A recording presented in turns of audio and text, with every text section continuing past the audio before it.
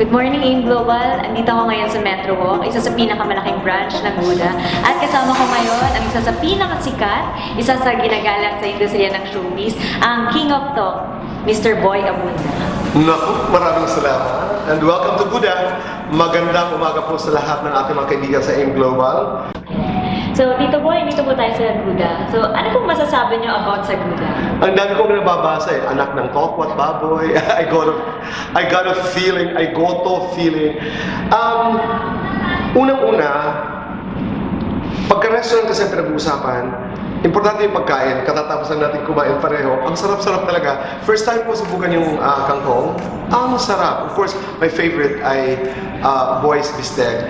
Pero dito sa Guda, para kang kumain sa sarili mong bahay. It's really food na ipiniprepare ng mahal mo sa buhay. Kasi naniniwala ako na ang pagkain inihahanda at niluluto with a lot of love ay iba ang lasa.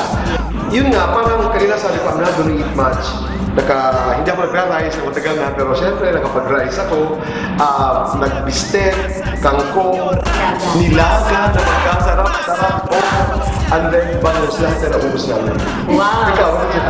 Kanina nag-arroz caldo ko. Sarap, no? Almost, ganun siya kasarap.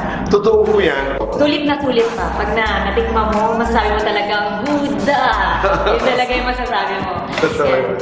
So, dito po tayo sa Meteor Rally at congratulate nyo naman po yung mga bagong awards ng AIM Global. Congratulations sa Global Ambassadors at sa mga bumubuo ng Millionaires Club. Congratulations, mabuhay po kayo at sana po'y lahat po tayo maging matagumpay para sa isang matagumpay na buhay at bayan. Parati ko po yan sinasabi. I'm proud to be in a way connected to AIM Global. Totoo yun, the first time I met John, sabi ko nakakatuwa kasi narinig ko lamang, minsan nadadaanan ko yung building ninyo kung saan naroon ang napakaraming mga AIM Global Ambassadors. I am glad dahil may relasyon po ang Buda at saka ang AIM Global. It's a very special connection dahil naniniwala ako dito sa mundo na you can't stand alone anymore. We have to be friends.